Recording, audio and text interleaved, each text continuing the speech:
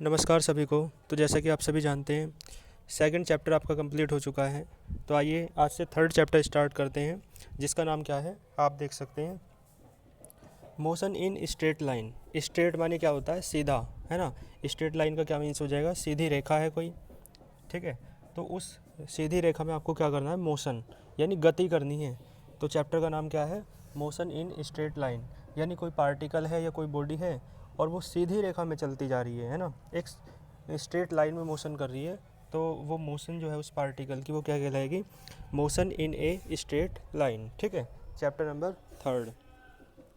तो देखो सबसे पहले जान लेते हैं मोशन, मोशन क्या होता है, मोशन, ठीक है। तो देखो लिखा हुआ है, the change in position of any body with respect to time. तो आप एक बताओ, कोई बॉडी एक जगह स्थिर है ना, लेकिन आप 2 सेकंड बाद देखते हो तो वो थोड़ा आगे मिलती है, फिर थोड़े और टाइम बाद देखते हो फिर आगे मिलती है। इसका मतलब है वो बॉडी क्या है, रेस्ट में नहीं है, वो बॉडी क्या है, धीरे धीरे आगे चल रही है, ठीक है। तो इसका मतलब है यदि उसकी पोजीशन में चेंज हो रहा है, तो इसलिए लिखा हुआ है the change in position of any body. किसी बॉडी की पोजीशन में जो चेंज होता है और किसके रेस्पेक्ट में, टाइम के रेस्पेक्ट में, यानी टाइम के साथ साथ, तो उसे आप क्या कहते हैं, मोशन कहते हैं, ठीक है। तो यानी किसी बॉडी की पोजीशन में change with respect to time, वो क्या कहलाते हैं, आपका मोशन कहलाता है, ठीक है। आगे देखो, डिस्प्लेसमेंट क्या होता है। 9th क्लास में आपने पढ़ा होगा डिस्प्लेसमेंट और डिस्टेंस में क्या डिफरेंस होता है।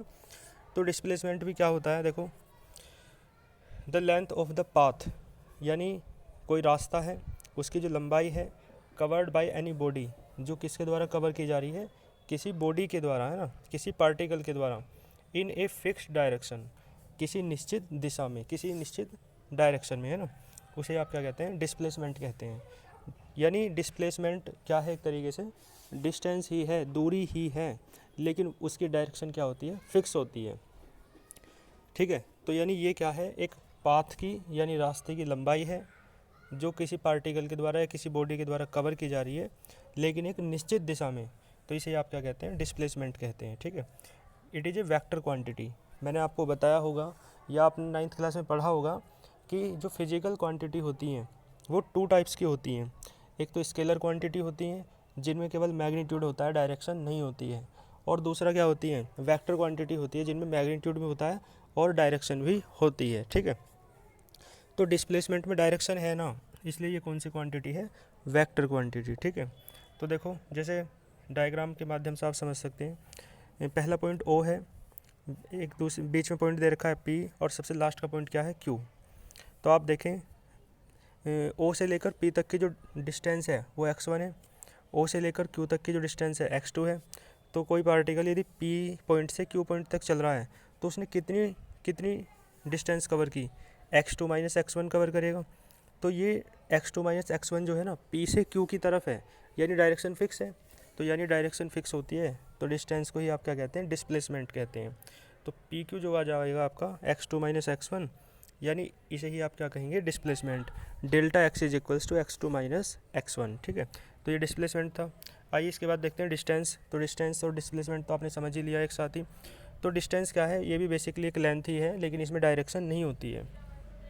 तो देखो, the length of the path, रास्ते की लंबाई है, कवर्ड बाई एनी बॉडी, जो किसी बॉडी के द्वारा कवर की जाती है, इज़ नोन एज डिस्टेंस। उसे ही आप क्या कहते हैं, डिस्टेंस कहते हैं, ठीक है। इसमें डायरेक्शन फिक्स नहीं होती है, चाहे तो आप रास्ते पर चलना है, आपको रास्ते की लेंथ लेनी है तो चाहे ईस्ट टू वेस्ट ले लो, नॉर्थ टू साउथ ले लो, है ना, चाहे जो भी डायरेक्शन हो, यानी पर क्या है, डिस्टेंस मतलब लेंथ होनी चाहिए रास्ते की, है ना, तो वो क्या हो जाएगी, डिस्टेंस।